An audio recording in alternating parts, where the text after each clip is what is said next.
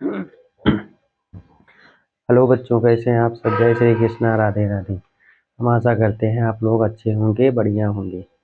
आज हम कक्षा 10 का विज्ञान जो तीसरा अध्याय है धातु एवं अधातु, इसके बारे में अध्ययन करेंगे। तो आइए हम लोग इसके टॉपिकों को देखते हैं।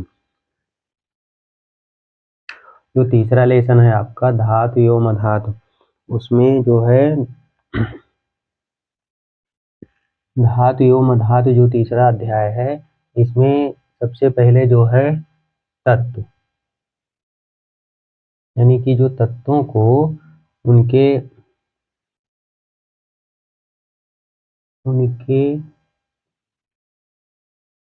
गुणधर्म गुणधर्म के अनुसार बांटा गया। यानी जो तत्व हैं उनको गुणधर्म के अनुसार बांटा गया। अब जब गुणधर्म के अनुसार बांटा गया तो इनको बांटा गया किसमें? धातु में। पहला नंबर बांटा गया धातु में और दूसरा बांटा गया अधातु में। धातु और अधातु, ठीक।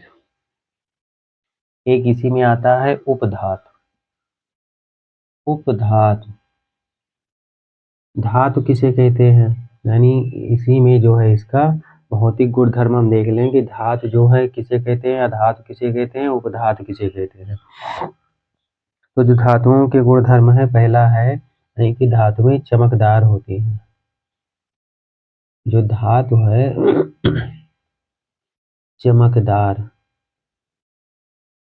चमकदार होती है।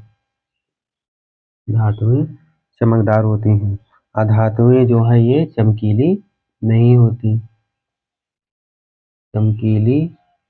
यानी ये चमकदार नहीं होती। उसके बाद में दूसरा आता है कठोरता। कठोरता में धातु जो है ये कठोर होती है। धातु कठोर होती है। और उसके बाद में अधातु जो है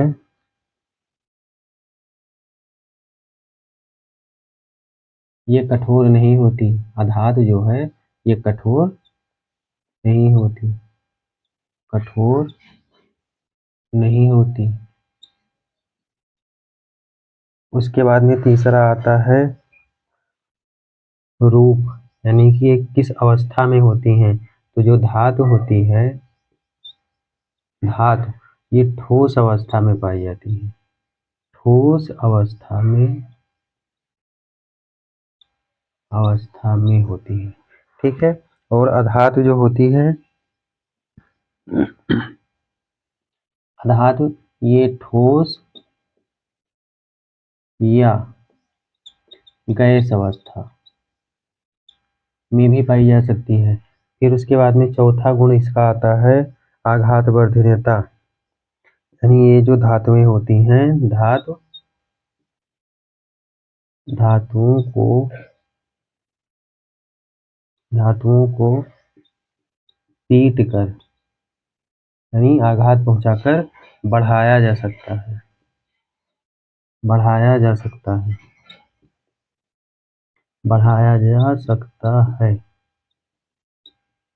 ये हो गए धातु के गुण।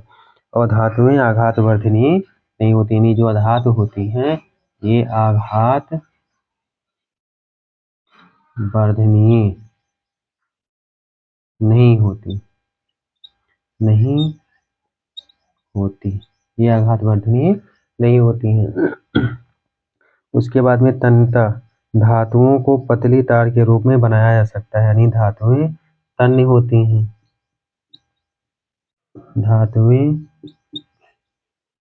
होती हैं। और अधातुएं तन्य नहीं होती। ये जो अधातु है ये तन्य नहीं होती है। उसके बाद में फिर आता है ध्वनिक। धातुएं कठोर से टकराने पर इनमें ध्वनि उत्पन्न होती है। यानी कि धातुएं ध्वनिक होती हैं। धातु ध्वनिक होती है, ध्वनिक होती हैं, जबकि अधातुएं ध्वनिक नहीं होती।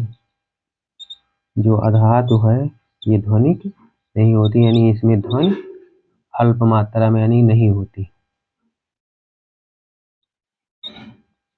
तो ये जो है इतना आपका धातु और अधातु के गुण हो गए, यानी धातुएं चमकदार होती हैं। अब अगर परिभाषा पूछे कि धातु किसे कहते हैं, तो सिंपल में तो है कि जो ऊष्मा की सुचालक होती हैं उनको हम क्या कहते हैं, धातु कहते हैं। उसके गुण में पूछे तो धातुएं चमकदार होती हैं, धातुएं कठोर होती हैं, धातुएं ठोस अवस्था में होती हैं, धातुओं को पीट कर बढ़ाया जा सकता है, यानी ये आघात वर्धनीय है। धातुएं तन्य होती हैं, उनको पीट कर उसको बड़ा पतला तार बनाया जा सकता है। धातुएं ध्वनिक होती हैं।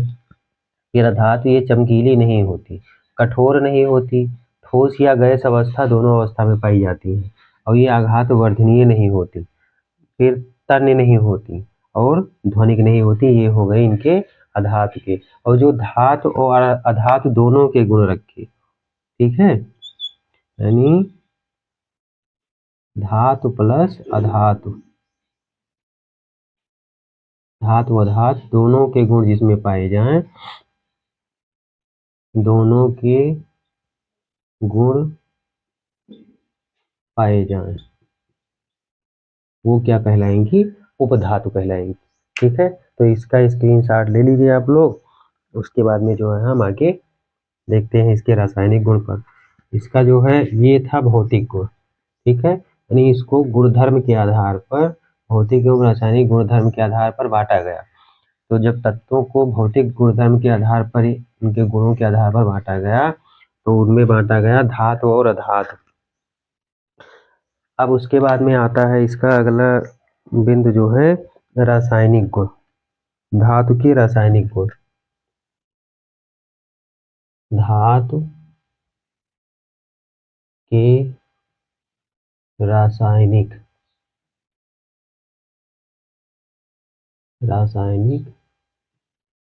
गुण। अब धातु के रासायनिक गुण यानी जितनी भी धातुएं हैं, अगर धातुओं का वायु के साथ क्रिया होता है, पहला धातु का वायु के साथ अभिक्रिया, वायु के साथ अभिक्रिया, अगर ये वायु के साथ अभिक्रिया करेगी तब क्या होगा, ठीक है। तो जब धातु ऑक्सीजन से अभिक्रिया करेगी तो धातु ऑक्साइड बनाएगी, यानी धातु प्लस ऑक्सीजन, धातु प्लस ऑक्सीजन इक्वल टू क्या बनाएगा, धातु ऑक्साइड, धातु ऑक्साइड बना देगा। जब धातु ऑक्सीजन से क्रिया करेगी तब क्या बनाएगी, धातु ऑक्साइड। जैसे कोई भी धातु ले लीजिए, मान लीजिए कि 2Cu प्लस O2, तो इक्वल टू क्या हो जाएगा, 2CuO। ठीक, ये हो गया आपका कॉपर ऑक्साइड, ये जो है आपका हो गया कॉपर ऑक्साइड, कॉपर ऑक्साइड। अब जब ये कॉपर धातु है और ऑक्सीजन है, ये दोनों क्रिया कर रही हैं तो क्या बना रही है, कॉपर ऑक्साइड बना रही है। उसके बाद में दूसरा आता है जब धातु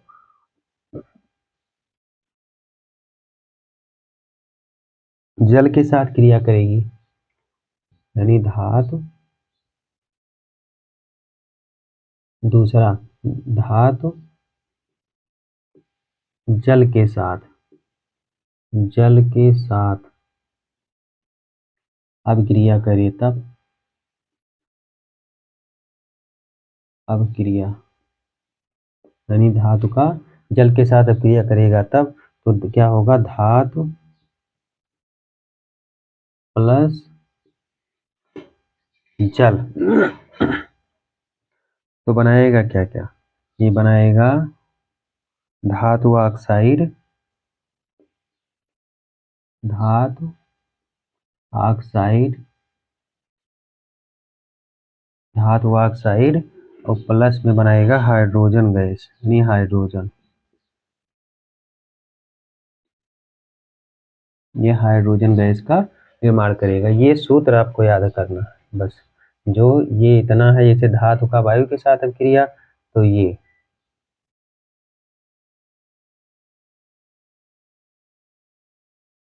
आपका जो है ये इम्पोर्टेंट है। ठीक है। अब ये जो है धातु का जल के साथ अभिक्रिया, तो धातु का जब जल के साथ अभिक्रिया करेगा तो क्या बनाएगा, धातु ऑक्साइड प्लस हाइड्रोजन, ये चीज। ठीक है। ये मतलब 1 नंबर 2 नंबर में क्वेश्चन ये आपसे पूछेगा, ये सबसे इम्पोर्टेंट है। तो जब धातु का जल के साथ अभिक्रिया करेगा तब क्या बनाएगा, धातु ऑक्साइड प्लस हाइड्रोजन। अब कोई सा भी उदाहरण ले लीजिए, मान लीजिए कि है 2Na प्लस H2O H2O, तो इजकल टू क्या बना देगा, पहले तो धातु ऑक्साइड बना देगा यानी कि 2NaOH 2NaOH और प्लस H2 और प्लस उष्मा, यानी ये हो गया आपका समीकरण। इसमें ऊर्जा भी उत्पन्न होगी, तो ये हो गया आपका समीकरण। उसके बाद में तीसरा, जब धातु तनु अम्ल के साथ क्रिया करेगी तब, तीसरा धातु का तनु अम्ल के साथ अभिक्रिया तनु अम्ल के साथ अभिक्रिया, तनु अम्ल के साथ अभिक्रिया। जब धातु तनु अम्ल के साथ अभिक्रिया करेगी तब क्या बनाएगी, तो जब धातु तनु अम्ल के साथ अभिक्रिया करेगी तब बनाएगी धातु प्लस तनु अम्ल, तनु अम्ल, और इक्वल टू में बनेगा लवण, यानी कि नमक बना देगा, और plus hydrogen gas, hydrogen gas, ये चीज हाइड्रोजन गैस बना देगा। ठीक है। अब इसमें ये आपका इम्पोर्टेंट है, ये क्वेश्चन जो पूछेगा, ये क्वेश्चन ऐसे ही पूछेगा, क्या होता है जब, क्या होता है जब धातु तनु अम्ल के साथ अभिक्रिया करती है। ठीक है। तो अभी धातु जब तनु अम्ल से अभिक्रिया करेगी तो क्या बनाएगी, लवण और प्लस हाइड्रोजन गैस का निर्माण करेगी। उसके बाद में इसका कोई समीकरण ले लीजिए, ऐसे है दिया गया है Fe प्लस 2HCl, तो ये हो जाएगा FeCl2 और प्लस H2 हाइड्रोजन, ये गैस के रूप में ऐसे एरो बना दीजिए। ये किसके रूप में हो गई, गैस के रूप में हो गई। इसका जो है स्क्रीनशॉट ले लीजिए, उसके बाद में जो है फिर आगे देखें।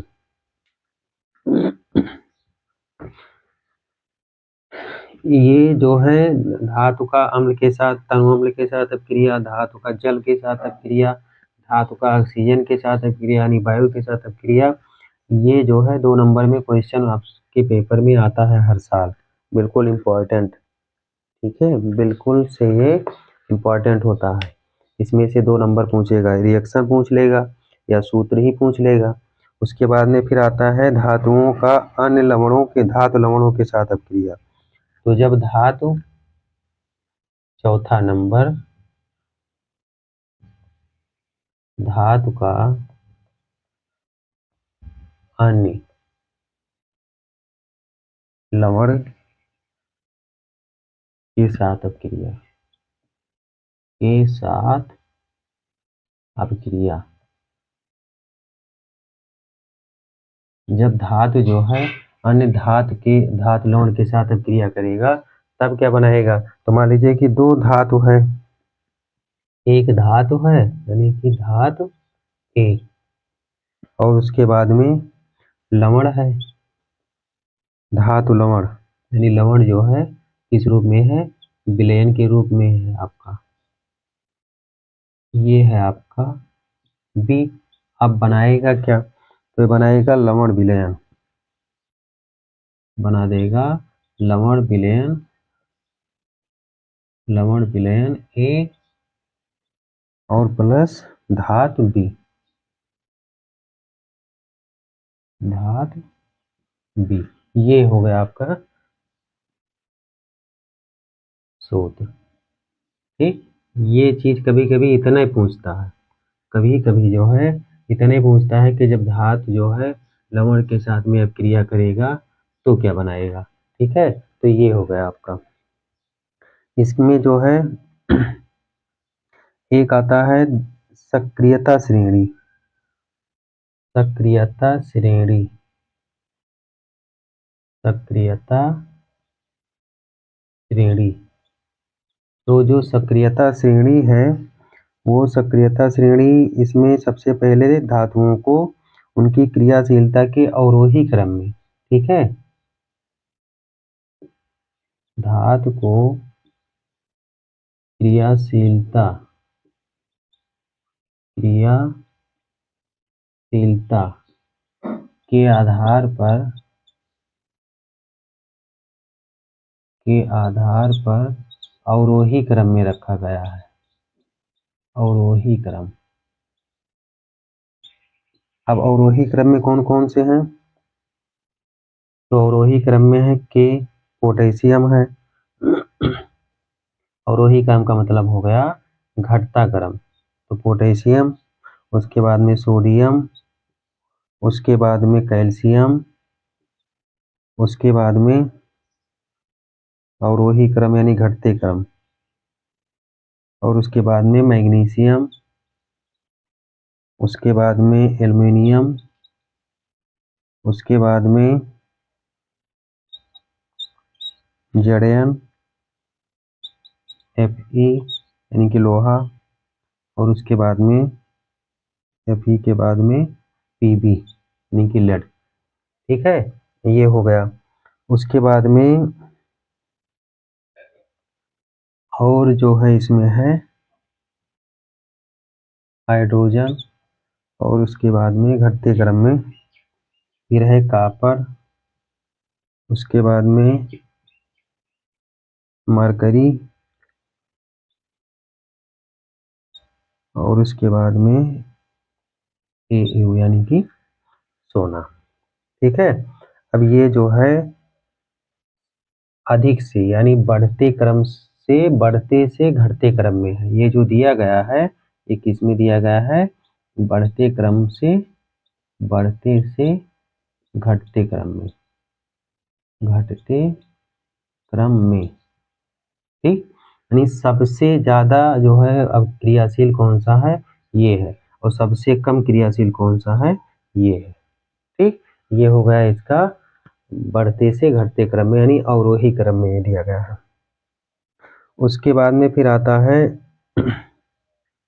धातुओं की अधातुओं के साथ जो है अभिक्रिया, धातु का अधातु के साथ अभिक्रिया,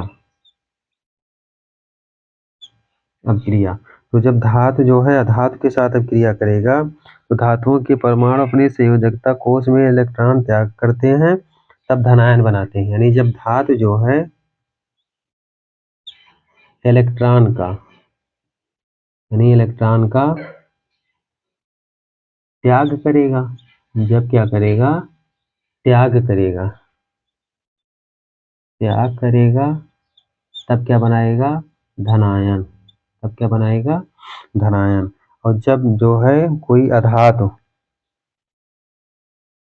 यानी कोई भी जो है यदि, और अगर इलेक्ट्रॉन का क्या करेगा, वो इलेक्ट्रॉन को ग्रहण करेगा, अगर इलेक्ट्रॉन को ग्रहण करेगा, करेगा तो क्या बनाएगा, ऋणायन। ये होता है। ठीक है, यानी जब इलेक्ट्रॉन की कमी क्या होगी, इलेक्ट्रॉन की कमी होगी तो क्या बनाएगा, धनायन बनाएगा। जब इलेक्ट्रॉन की क्या होगी, अधिकता, जब इलेक्ट्रॉन की क्या होगी, अधिकता, तो क्या बनाएगा, ऋणायन बनाएगा। ये चीज ध्यान रखना आपको कि जब इलेक्ट्रॉन त्यागा जाता है तो धनायन बनता है, तो उसमें इलेक्ट्रॉन की कमी होती है, और जब इलेक्ट्रॉन ग्रहण करता है तो ऋणायन बनता है और उसमें इलेक्ट्रॉन की अधिकता हो जाती है, ये चीज। उसके बाद में फिर आता है आयनिक यौगिक।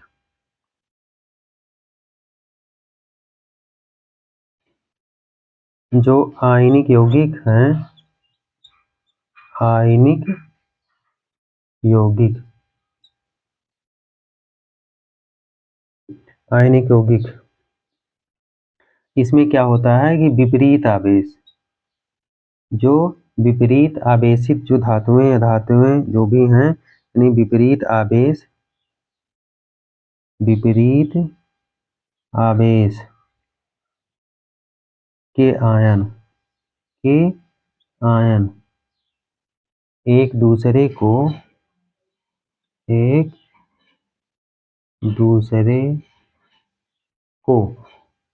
क्या करते हैं,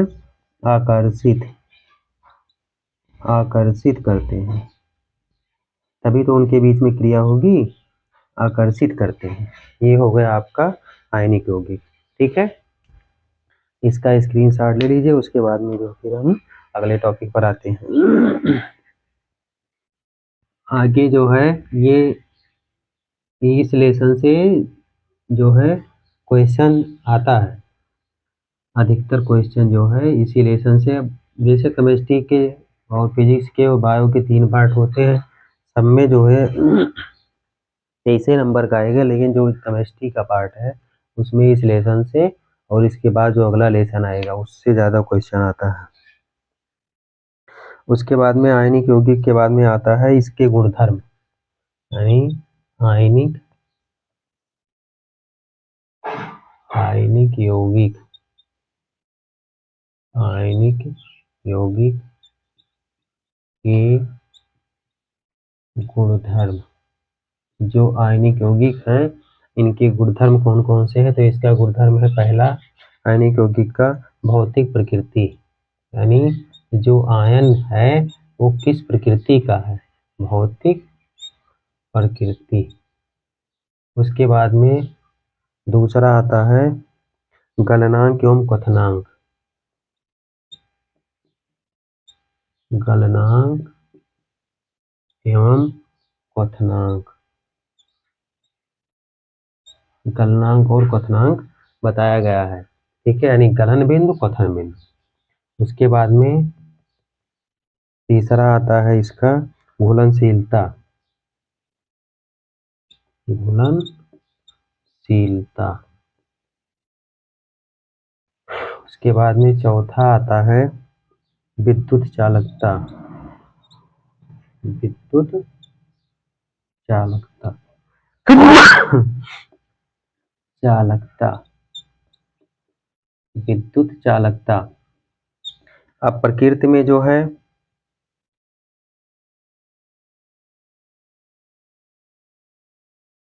ठीक है उसकी अवस्था देखी जाती है, यानी वो किस अवस्था में है। गलनांक एवं क्वथनांक देखा जाता है कि उसका गलनांक अधिक है कि कम है। घुलनशीलता, वो कितना अतिशीघ्र घुलनशील है, यानी कितना जल्दी घुलता है, कितना जल्दी नहीं घुलता। और विद्युत चालकता, वो विद्युत का चालक है कि कुचालक है। ये होता है आयन का गुणधर्म। ठीक है, इन्हीं चारों गुणों पर जो है वो क्या करेगा, निर्भर करेगा। उसके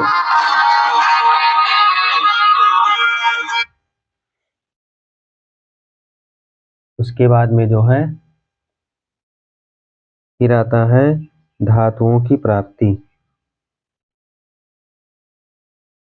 धातुओं की प्राप्ति, यानी जो धातु हैं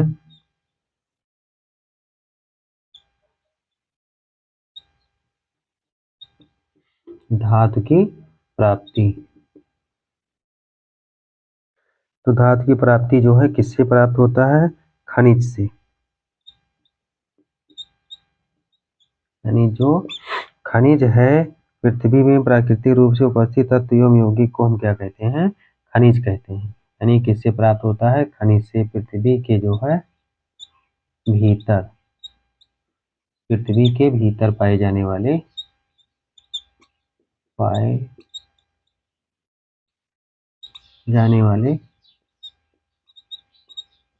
पदार्थ होते हैं।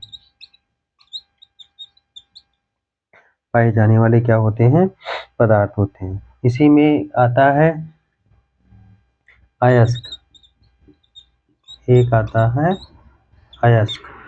ठीक है, वह खनिज जिनमें धातु अधिक मात्रा में पाई जाती हैं उसे निकालना लाभकारी होता है। ठीक है, यानी जो खनिज हैं, खनिजों से अयस्क बनता है, अयस्क बनता है। ठीक है, इसमें एक पॉइंट आता है जो है कि सभी अयस्क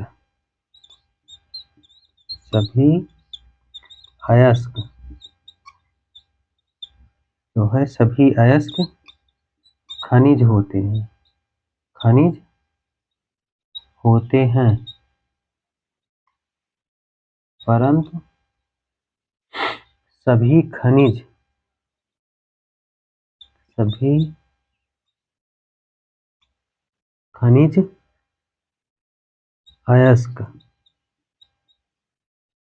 अयस्क नहीं होते।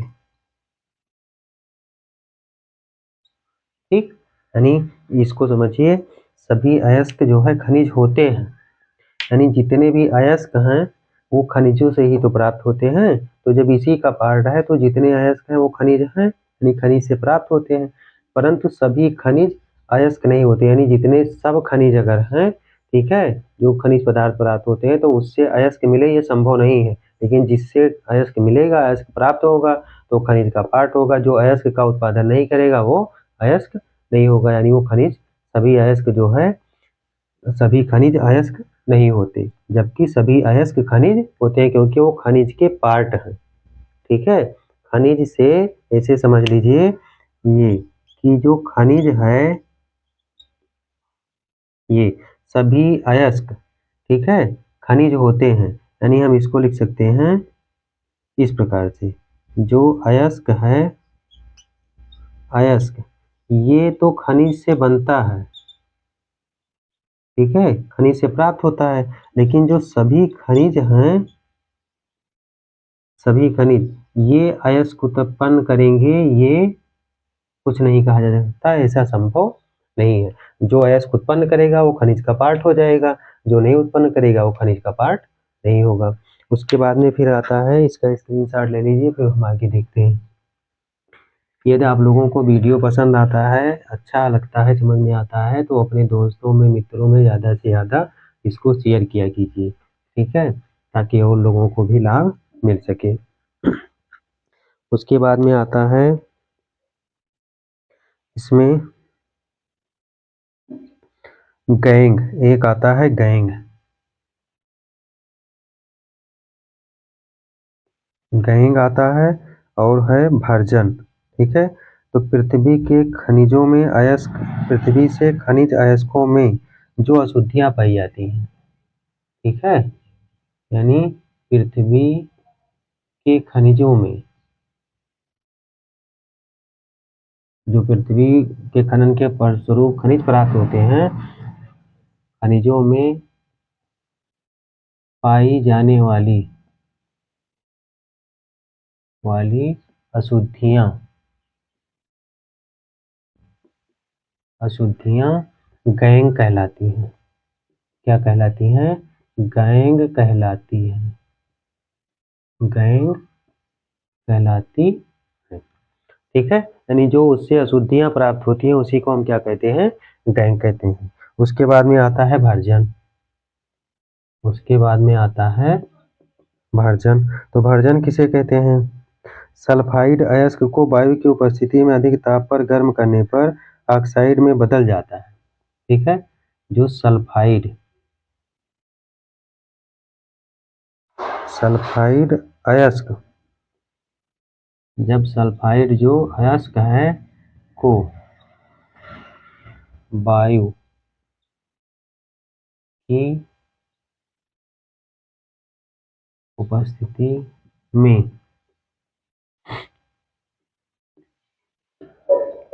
गर्म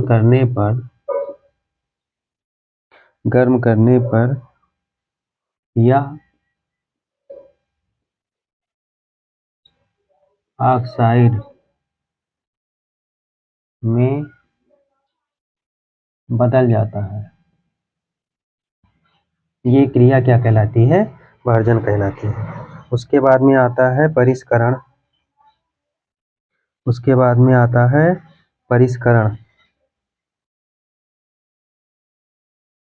फिर आता है परिष्करण।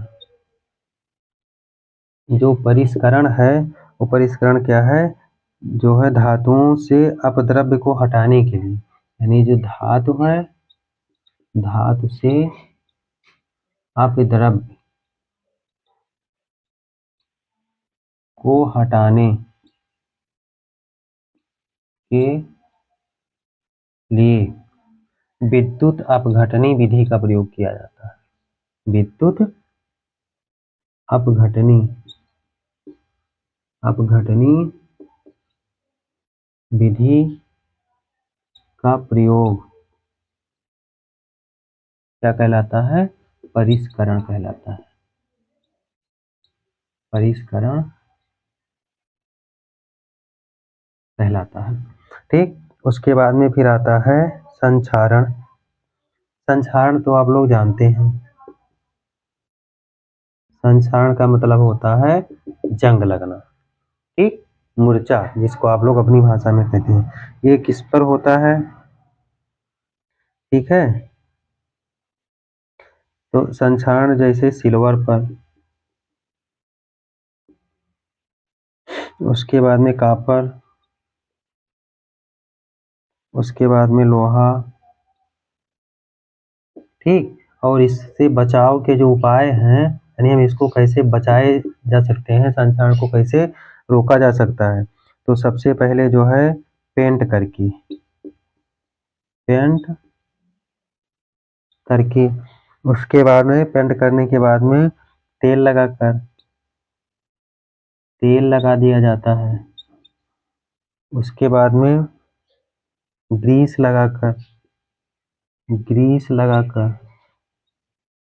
और उसके बाद में यसद लेपन करके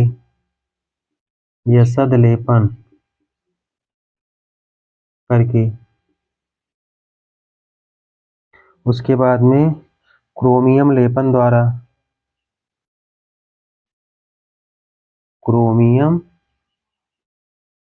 द्वारा। ठीक, अब उसके बाद में जो है आता है मिश्र धातु।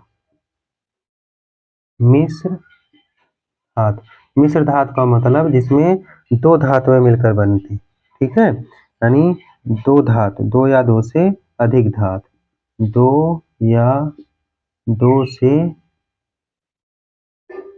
अधिक धातु इसमें मिलेंगी तो क्या बनाएंगी?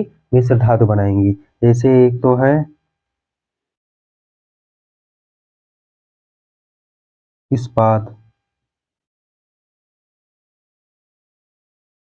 इस्पात में क्या क्या मिला है? लोहा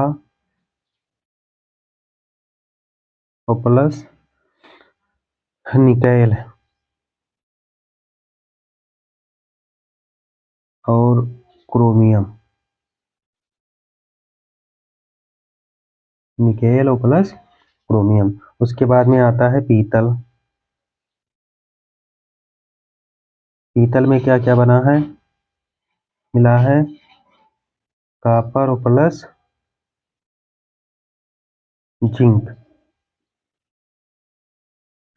उसके बाद में आता है कांसा। कांसा किससे बना हुआ है? कॉपर और टिन से। कॉपर और प्लस टिन से। उसके बाद में आता है सोल्डर। सोल्डर किससे बना है? लेड प्लस टिन से। लेड प्लस टिन से। उसके बाद में आता है अमलगम। अमलगम अमलगम बना हुआ है मरकरी तथा अन्य धातु। मरकरी प्लस अन्य तत्व। अब ये जो था आपका तीसरा लेसन इतना था। इसमें जो एक परफेक्ट नोट था वो हमने इतना तैयार करके आप लोगों के सामने प्रस्तुत किया। हम आशा करते हैं कि आप लोगों की समझ में आया होगा। यदि आपके समझ में आता है तो एक बार जो है आप लोग प्रेम से बोल दीजिए राधे राधे। और ज़्यादा से ज़्यादा वीडियो को शेयर कीजिए ताकि और बच्चों को भी लाभ मिल सके। आज के लिए इतना ही, फिर हम नेक्स्ट वीडियो में नेक्स्ट क्लास में मिलेंगे। तब तक के लिए राधे राधे, जय श्री कृष्ण।